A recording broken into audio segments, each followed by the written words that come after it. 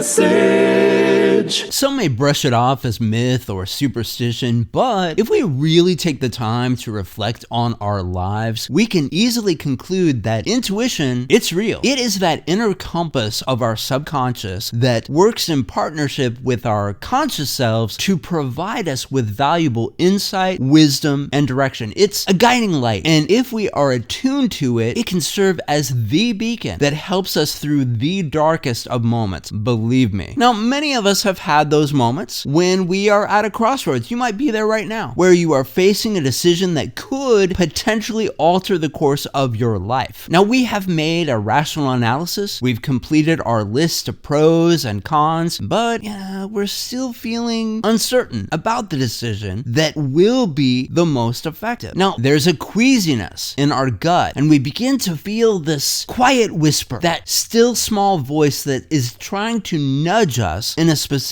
direction. And that is a force to be reckoned with. And that, my friends, that is our intuition. Now, the logical question is, how do I know that what I'm feeling is not just anxiety or fear? How do I know that it is my intuition? Well, intuition will often manifest in the most subtle of ways, like a gentle tug at your heartstrings or a tingling sensation in the pit of your stomach. It is that inexplicable feeling of knowing without really knowing why. So, how do we identify and develop this innate gift? Well, like any skill worth mastering, it's going to require time, patience, and a great deal of self-awareness. And we can begin by paying very close attention to those fleeting moments of clarity, those flashes of insights that seem to come from nowhere. Now, journaling is an effective means of tracking those moments and noting the patterns and outcomes that have resulted from following or not following those inclinations. In addition to passive observation, we can also actively cultivate our intuition. Well, it's like tending a garden. We can engage in exercises and activities that foster increased mindfulness and presence, whether it's meditation, yoga, or simply spending time in nature. The more that we can quiet the noise of the world around us, the clearer the voice and the greater our discernment. Honoring our intuition is not simply about tuning in, it's also about learning to trust ourselves. And it's not always easy. In fact, it can be quite tricky. Our intuition is often at odds with our rational mind. Our rational minds favor logic and reason over our feelings, but feeling, that is the language of intuition, and it can be an incessant tug of war between our heads and our hearts. So finding the balance, it can be a lifelong journey. Developing our intuition is like exercise. The more that we use it, the stronger and more resilient it becomes. So we must not be afraid to take risks and to follow our gut. It's going to require us to step outside of our comfort zone sometimes, but that's where the magic happens. In a world that is constantly bombarding us with information and distractions, it's intuition that sets us apart from machines and algorithms. It is the innate gift that is the secret key to our success. So take a moment to pause, breathe, and listen to that still, small voice within.